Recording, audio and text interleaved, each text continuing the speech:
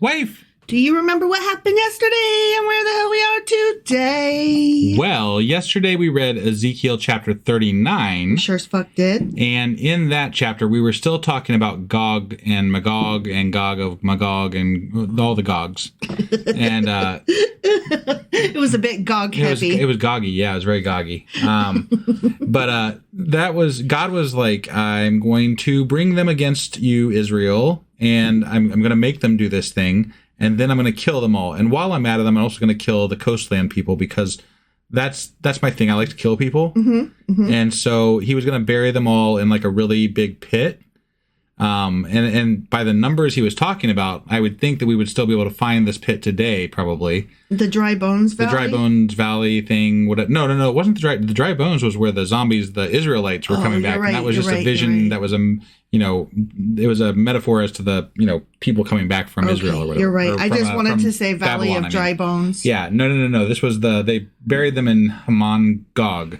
Okay. And it was another place where they buried a bunch of fucking lot of dead people that God supposedly killed. Okay. And by the numbers he was talking about, you would think there'd still be, things that people would know about it today. You would think. Even thousands of years ago, the amount of people he killed, should still have made it through the times. Is like, hey, there's like hundreds of thousands of people dead over here in this pit. Lots of buried bones. They had to excavate an entire fucking mountainside just to bury these fucks. Yeah. Remember that Twinkie Mountain I was talking about? Yeah. Yes. Yeah. So anyway, that was Ezekiel chapter 39. Yes. Which means that today we're getting into Ezekiel chapter 40. All right, let's do this. Okie dokie.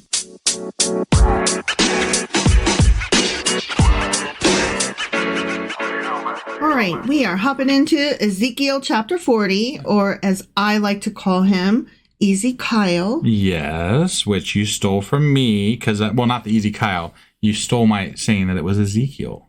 Well, yeah, because you kept correcting me, and that I cannot stand for that. Okay. That will not stand. So instead, you correct yourself now. No, I just made it into this is what it's called, or as I like to call it. Got it. See? Got it. Yeah, no, I owned it. That's all. Okay. I took it away from you. Fair enough. Mm-hmm. Yeah. So Ezekiel chapter 40. Yes. Which I have to go into some notes before we start here. Okay. Yeah. So this final section, chapters 40. Final section. Of Ezekiel, chapters 40 through 48. Oh, okay. Okay. Yeah. They are referred to as the Torah of Ezekiel. Okay. And they're composed of Ezekiel's vision of a future temple. Oh. Okay. And that's interesting. So part of it is he's going to be giving some measurements. Oh, Jesus Christ. Are you fucking kidding me? I'm not. My God. So we're going to get there. What he fucking Ezekiel read whatever book that was back in the day. It was I don't know, Leviticus or something like that, where we were reading the measurements of the first temple, and he was like, if there's something that's missing from today's Bible, it's measurements for a temple. Here's what happened. It's thought that no model of Solomon's temple had remained, and so to direct them in the dimensions, parts, order, and rules of the new temple, he was granting these instructions. So this is like God dictating the instructions for the new temple through Ezekiel, since there were no previous instructions left over from Solomon. Yes, and that's one reason why Ezekiel might have been so particular in the description of that, is to try to make it like the old one. Right. Okay. It couldn't have been to solidify his place as a very important prophet. Right. That couldn't have been the case, right? No, not at all. No. I mean, if God's dictating the plans to the fucking new temple to you, you obviously are very important to that person, that thing, that entity. One thing that's interesting is that the original instructions included all of these, like, decor. Yeah. Like the pomegranates and the gold and whatnot. Right. Ezekiel's lacks all that. It's inferior in magnificence on account of the poverty of the nation at the time. Huh. So it doesn't include all the pretty parts. Well, that's interesting, because God's really hung up on his image, and you would think regardless of their poverty or not, he'd be like, he'd insist on having the best, most awesome temple on the planet, But no. He knew his people didn't have all that. All right. Either that or the people just didn't have all that. Yeah. That's probably, I would imagine they'd have a hard time getting the plans past the city planner if they didn't have enough funds to cover it. So, right. And they were in no position, having just come out of exile, to, go raid somebody else for the gold. So, not happening. Yeah. All right. So, I'm going to read the first little verse here and then go back to my notes to give you a date. Okay. Sure. So, Ezekiel Chapter 40. In the 25th year of our exile, at the beginning of the year, on the 10th of the month, in the 14th year after the fall of the city, on that very day, the hand of the Lord was on me, and he took me there. Took you there? Where's there? I'll get there in a minute. Okay. So this date corresponds to about April 28th, 573 BCE. Okay. According to the Talmud, this date falls on the Day of Atonement, which is Yom Kippur. Okay. And marks the start of the 17th and last Jubilee year in history. Okay. Now, okay. He did date it to where it would fall on a Jubilee year, but according to the Talmud, it was the last one in history. They didn't celebrate it after this. Apparently. That's interesting, because that was a very important aspect of the earlier Jewish people when they were, these things that they celebrated and were important to them, because that was like a renewing of their commitments and everything. Right. And so that's interesting. Yeah. I would have imagined that they still at some level celebrated Jubilee today, but I guess that's not correct. I guess not. I don't know. Interesting. Now where he took them is or where God took Ezekiel in a vision was to Israel. Okay. All right. So anyway, back to reading. In visions of God, he took me to the land of Israel and set me on a very high mountain on whose south side were some buildings that looked like a city. Okay. He took me there and I saw a man whose appearance was like bronze. He was standing in the gateway with a linen cord and a measuring rod in his hand. The man said to me, "Son of man." You mere human. You fucking worm. The man, this has got to be God. Right, hypothetically. A bronze dude, gotta be God. Or an angel of the Lord. Well, and based on what he's saying things that God would say to Ezekiel. So, yeah. Look carefully and listen closely and pay attention to everything I'm going to show you. This is the bronze man speaking to Ezekiel, according to Ezekiel. Yeah. Pay attention to everything I'm going to show you, for that is why you have been brought here. Tell the people of Israel everything you see. So that's what he's doing. Okay. Yeah. I saw a wall completely surrounding the temple area.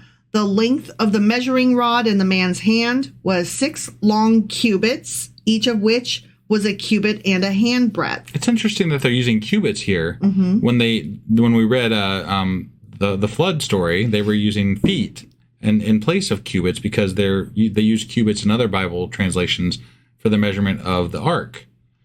So it's really interesting that they went back to cubits here. You're talking about the translation. It's interesting that the translation is using cubits. Yes, because in the same book that we're reading the same version right now, and they're saying cubits, whereas when we read Noah, the flood story before, they said translation. Feet. The translation said feet. Sorry, you were using pronouns, and so I wasn't sure what you were referring to. Got it. Yeah. No, the flood story that we read earlier when we were doing this Bible read through, they used feet to describe the translation. The translation used feet to describe the measurements of the ark, which in other translations, those measurements were done in cubits, because that's how I knew what a cubit was. I specifically remember this. And now that we're in Ezekiel, we're using cubits as opposed to feet in the same book. In the same translation. Yeah. So that's interesting to me. That's all. From a translation perspective, yeah. You would think they'd be consistent with regard to how they did measurements, I guess. That's all. I don't recall, so... Real quick, I just did... I wanted to toss in here real quick with regard to Jubilee. It is not something that they still... I did a quick search, so it's not something they still celebrate as a culture right now, or anymore. Maybe, and this probably may have been the last one, possibly. Okay. But a lot of the reasons are practical, modern reasons, which is kind of funny, due to the practices that were in that thing. in that practice was forgiving debt and land redistribution, which those things tend not to fly when people are greedy. So, we will not let you give up land. So, no, you will not do that. Yeah, no, I feel like it's a very disingenuous reason to get rid of a practice like that. You know, it was actually a very good practice to probably adhere to, I would imagine. It's in some regards, sure. You know, but yeah, it's gone now because debt collectors want their money. Right. Yeah, you can't get away from that now. Nope, not a bit. Yeah. So with regard to cubits, that's the part of the elbow to the wrist. Yeah. And I thought it was the elbow to the tip of the finger, the tip of your middle finger. I believe it's to the wrist and the palm of the hand. And then a hand breadth is the span of the hand through the extended middle finger. Okay. A hand breadth? Yeah. What is it called? Hand breadth. Got it. Okay. Because he said it was 6 cubits, each of which was a cubit and a hand breadth. Okay, so it's a cubit is from the elbow to the tip of the middle finger. Oh, okay. Yeah, my mistake. Just wanted to I thought that was the case, but I wasn't. When you said that, I read was it wrong. what? Then. Okay, I apologize. And then, the hand breadth then is just almost like half of a cubit. Then. Right. Yeah, it's probably just a smaller measurement to measure smaller spaces and stuff. So anyway, he measured the wall. It was 1 measuring rod thick and 1 rod high. Okay, so they had measuring rods. Okay, got it. Then he went to the east gate. He climbed its steps and measured the threshold of the gate. It was 1 rod deep. The alcoves for the guards were 1 rod long and 1 rod wide, and the projecting walls between the alcoves were 5 cubits thick. And the threshold of the gate next to the portico facing the temple was 1 rod deep. Then he measured the portico of the gateway. It was 8 cubits deep, and its jambs were 2 cubits thick. Okay. I can't this is boring. I'm so sorry. The portico, which I do like the word portico. Yeah, portico. Yeah. And they also, some translations use the word vestibule. Okay. Which I like that word as well. Sure. The portico of the gateway faced the temple. Inside the east gate were 3 alcoves on each side. The 3 had the same measurements, and the faces of the projecting walls on each side had the same measurements. Like, I cannot picture this in any way whatsoever. It's too much. It's too many. Yeah. You know? But there are maps that you can find online if you Google. Right. If you are curious what the fuck this all comes to. Yeah. Then he measured the width of the entrance of the gateway. It was 10 cubits, and its length was 13 cubits. In front of each alcove was a wall 1 cubit high, and the alcoves were 6 cubits square. Okay. Then he measured the gateway from the top of the rear wall of one alcove to the top of the opposite one.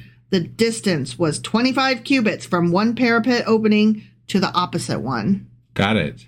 Okay. I just can't care. I'm sorry. Yeah, no, it's really fucking boring. That's for sure. He measured along the faces of the projecting walls all around the inside of the gateway, 60 cubits. The measure was up to the portico facing the courtyard. The measurement was up to the portico facing the courtyard. Okay. The distance from the entrance of the gateway to the far end of its portico was 50 cubits. Oh, I see you pulled up a picture. I pulled up something that somebody says is what it might look like, I guess. So, yeah, okay. I don't know. It's pretty. Yeah, sure. Whatever. Uh-huh. The alcoves and the projecting walls inside the gateway were surmounted by narrow parapet openings all around, as was the portico. The openings all around faced inward. I am probably going to speed up just to get through the measurements because I'm like, blah, blah, blah. Who cares? I'm right, yeah. The faces of the projecting walls were decorated with palm trees. Then he brought me into the outer court. There I saw some rooms and a pavement that had been constructed all around the court.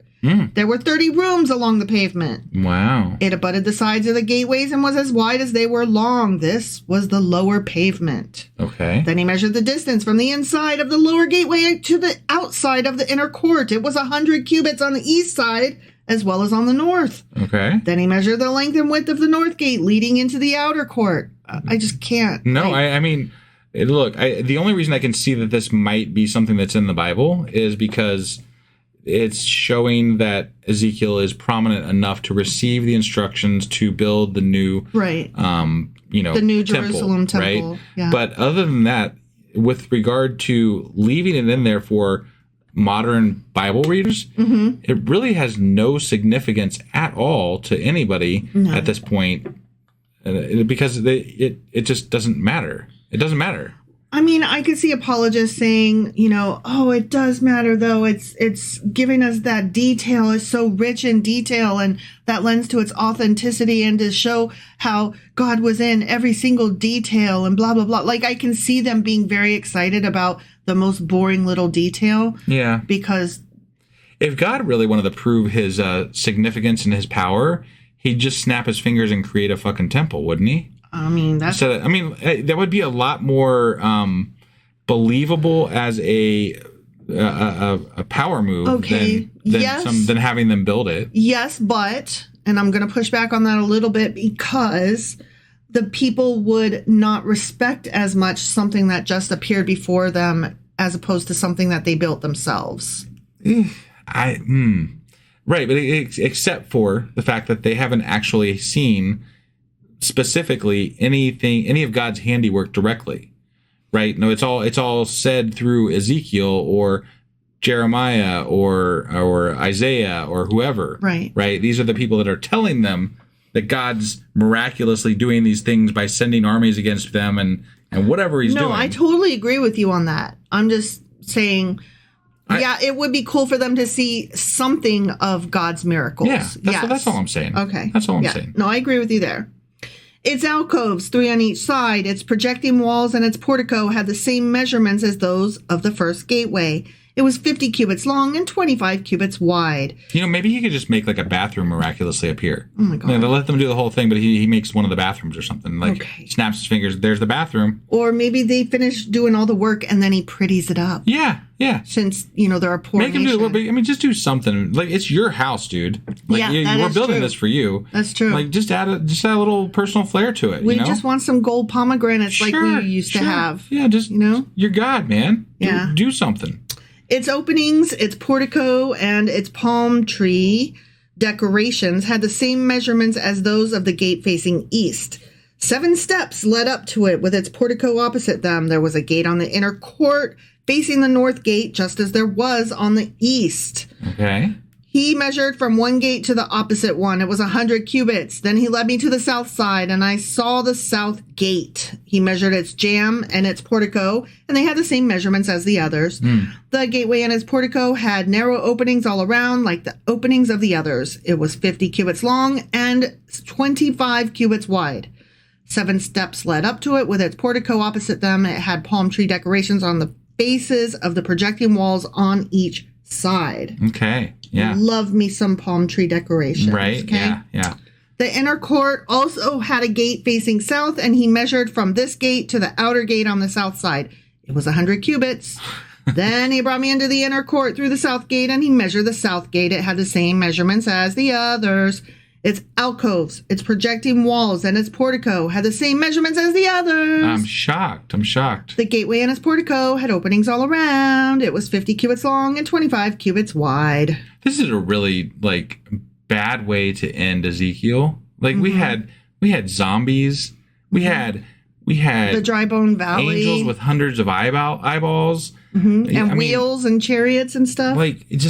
And now we're building a damn temple. Yeah. This is stupid. Yep. And you know what? They're not this is 25 years into the exile, right? So hypothetically, we're not even going to get to this for another 40 or 50 years. Right. So why is he dictating the plans now? You should wait till later and then give it to somebody that's going to be around at that point. I'm just saying that would make more sense. So I can't answer that for you. Yeah. I'm not God. No, I know. Who knows his ways? They are mysterious. I'm beginning to believe that nobody does. That's my. The porticos of the gateways around the inner court were 25 cubits wide and 5 cubits deep. Its portico faced the outer court. Palm trees decorated its jambs, and 8 steps led up to it. what I'm really upset about is that one of those sentences was in parentheses, and I was so bored. You forgot about I forgot to do parentheses yeah, voice. That's sad. And that is sad. I can't bring myself to go back and read it in it's parentheses just fucking voice plans. because it was just measurements. Just everybody just imagine that wife just did a parentheses voice, and we'll move along. Here, I'll do a parentheses voice that's not in parentheses. Okay. All right. Yeah. This is not parentheses. There you go. Now we got some parentheses voice. Yeah. Yeah. Then he brought me to the inner court on the east side, and he measured the gateway. It had the same measurements as the others. No way. Alcoves, its projecting walls, and its portico had the same measurements as the others. Unbelievable. The gateway and its portico had openings all around. It was 50 cubits long and 25 cubits wide. Its portico faced the outer court. Palm trees decorated the jambs on either side, and 8 steps led up to it. The other ones had only 7. No, the ones on the inside or whatever. There was one. There was one with 8 already too. Okay. Yeah. This would be a good time to remind everybody that I realize that this is like really fucking boring, right? Yeah. But if you're one of the fans, then I know you're out there. I know there's a lot of you out there. Mm-hmm. If you're one of those that is just here to read the whole Bible with us, that's what we're doing. We're just getting through it. That's what we're doing. We're reading every word. We're doing the best we can here with what we got, and what we got is a bunch of shit in this chapter. So I don't know what else to say about it other than we'll get through this eventually. We'll get through this together, guys. Keep going. Then he brought me to the north gate and measured it. It had the same measurements as the others, as did the alcoves, its projecting walls, and its portico. Yeah. And it had openings all around. It was 50 cubits long and 25 cubits wide. Its portico faced the outer court. Palm trees decorated the jambs on either side, and 8 steps led up to it. Okay. A room with a doorway was by the portico in each of the inner gateways where the burnt offerings were washed. Ah. That's fun. Okay, yeah. Got me some burnt offerings up in this bitch. Right. In the portico of the gateway were 2 tables on each side on which the burnt offerings, sin offerings, and guilt offerings were slaughtered. By the outside wall of the portico of the gateway, near the steps at the entrance of the north gateway, were 2 tables, and on the other side of the steps were 2 tables. So, there were 4 tables on one side of the gateway and 4 on the other, 8 tables in all, on which the sacrifices were slaughtered. Okay. I love the word slaughter. Yeah. There were also 4 tables of dressed stone for the burnt offerings, each a cubit and a half long, a cubit and a half wide, and a cubit high. It is interesting to me how they're referring this as, like, in the past tense. There were, there are, there, like, those are, we're talking about this in a time frame. He's seeing a vision, though. So he's like, I'm describing what I saw in my vision. So God's not only taking him to Jerusalem, he's taking him forward in time even. Yeah. He's time traveling in his vision as well as traveling distances across, the land. Yeah. In his visions. Yeah. Okay. Yeah. Right. So, I mean, that's why he told, God told Ezekiel, tell the people what you saw. And so he's saying, this is what I saw. I saw this, and it measured that, and then it measured that way. So, yeah, it would be in past tense. Got it. Okay. So, all right. It tracks. Yeah, no, I guess I just mostly find it interesting that God is, like, time traveling with his prophets. That's all. Why not? At least in visions, Sure. It totally makes sense. It doesn't, but okay. I love a time traveling prophet. Yeah, it's good stuff. On them were placed the utensils for slaughtering the burnt offerings and the other sacrifices, and double-pronged hooks, each a handbreadth long, were attached to the walls all around. The tables were for the flesh of the offerings. Outside the inner gate, within the inner court, were 2 rooms, one at the side of the north gate and facing south, and another at the side of the south gate and facing north. Okay. He said to me, the room facing south is for the priests who guard the temple, and the room facing north is for the priests who guard the altar. These are the sons of Zadok, who are the only Levites who may draw near to the Lord to minister before him. Then he measured the court. It was square, 100 cubits long and 100 cubits wide, and the altar was in front of the temple. And he brought me to the portico of the temple and measured the jambs of the portico. They were 5 cubits wide on either side. The width of the entrance was 14 cubits, and its projecting walls were 3 cubits wide on either side. The portico was 20 cubits wide and 12 cubits from front to back. It was reached by flight of stairs, and there were pillars on each side of the jambs. The end. Do you remember wasn't it? I forget what book it was in, but we talked about at some point how stairs leading up to the temples was a bad thing. Yeah, that was at the beginning, because then you'd see up their dresses. Right. And now in this new temple, God is literally dictating that they make stairs to go up to the temple. Stairs. Do you think that this means that they've invented underwear since then? Probably. I mean, I just can't think of any other reason as to why it would be okay to have stairs now versus then, unless maybe this temple is now only exclusively for men or something along those lines, possibly. But it is weird that the direction of the earlier Bible is directly conflicting with the way that they built this one with regard to the stairs. That is true. So, I forgot about that till you mentioned it, but I remember it now. Right. Stairs good, stairs bad. Right. Yeah. I just find that odd. We have stairs leading up to our front porch. We sure do. We sure do. And we have stairs leading to our back porch. Yes, we have that as well. So I really have nothing else to add with regard to this chapter. That was Ezekiel chapter 40. It was very, very anticlimactic end to the week. Yeah. And I apologize for that. We can't take responsibility for what's in the Bible. Right. No, definitely not. Yeah. But we will be back tomorrow's Saturday. We'll be back with our Q&A Saturday. And we still have yet to get a Patreon. Yes, so we will get that out this weekend, hypothetically. I'm working on it. As well. I'm working on it, guys. And then I will get our weekly wrap-up together and put out, and then we'll be back on Monday with Ezekiel Chapter 41. All right, we'll see you then. Bye.